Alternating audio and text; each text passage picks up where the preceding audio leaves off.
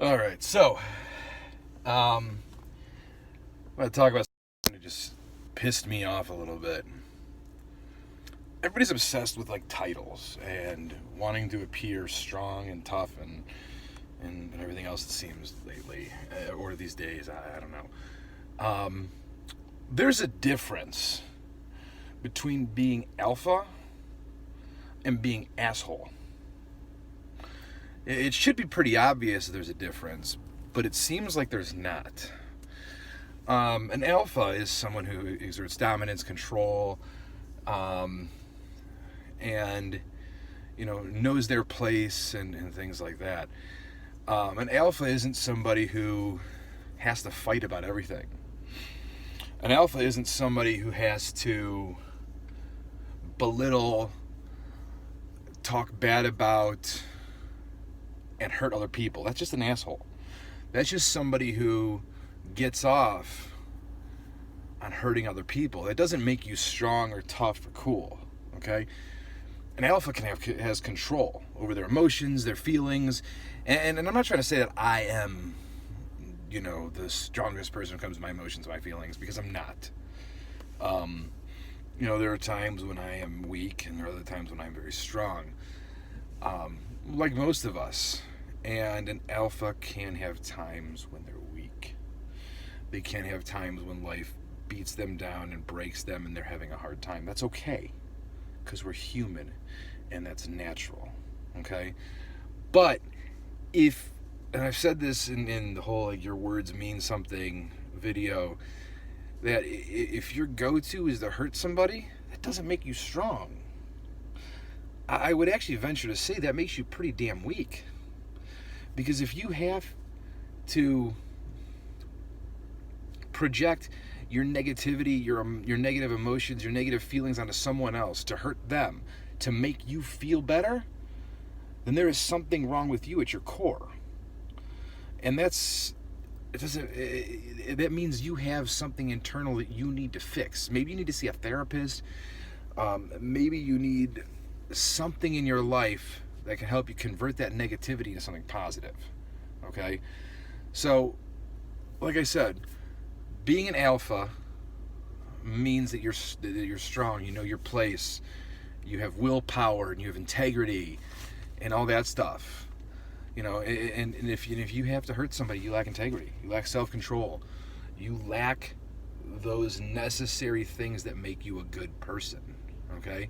Yes, you may donate to charities, you may give money to your church, you may help homeless people, you may do all these great and wonderful things, but if, when the chips are down, when you get angry, your go-to is to deflect and hurt people, you're not that good of a person. You might have good traits and good qualities, but attacking and hurting other people never makes you a good person. So I would urge you, if you're like that you should self-evaluate. Maybe talk to someone about it. Maybe try to work through those things. Maybe it's a faith issue. If you're a person of faith. If you're not, maybe it's seeing a therapist. Maybe it's reading some books. Maybe it's just when you feel that way, and you feel yourself getting to that point where you're going to react negatively and you're going to say something, you stop yourself. Because it never helps. Like, in a situation I'm in right now, it'd be very easy at times to lash out and say things and badmouth and go all over the world and talk crap. But why? Why would I do that? It doesn't make any sense. It doesn't serve any real value, because if you don't have something productive to say, if it's not going to actually bring change, positive change in your life or in someone else's life, why would you say it? Because living with that negativity and that bullshit is only going to drag you down and hurt you more in the long run. So the tough, strong thing to do would be to not let yourself fall into those traps of hurting other people. And I say that because I see it a lot lately with people. Buddy of mine is going through a divorce with his wife, and and she cheated, but she's telling him because he's trying to make it work, she called him a bitch. It doesn't mean he's a bitch. It means he loves you. It means he's willing to overlook something traumatic that happened to him that you did, and he's willing to see past it and see love. Not everyone can do that. The fact that he's willing to do that shows the level of love he has for you. It shows that it's that kind of love that you may only find once in a lifetime, where somebody's willing to overlook your bullshit and fight with you for that relationship. That's not, you don't find that everywhere. That's rare, okay? And then like situations where like, an ex or a family member even, just when they get frustrated and angry, they lash out and they say hurtful things. Don't react to that.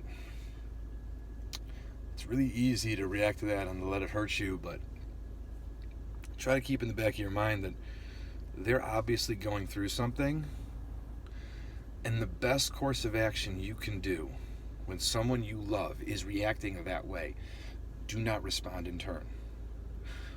Take the high road. Go above that.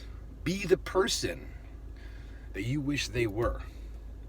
Be the person who doesn't react in those negative, violent ways. We don't have to be emotional terrorists to each other. We can love each other through things. And that's what you should do if you ever really love somebody to begin with. So, when I was going through my divorce, I could have said and done a lot of mean and nasty things to throw it back on my ex-wife. But I didn't.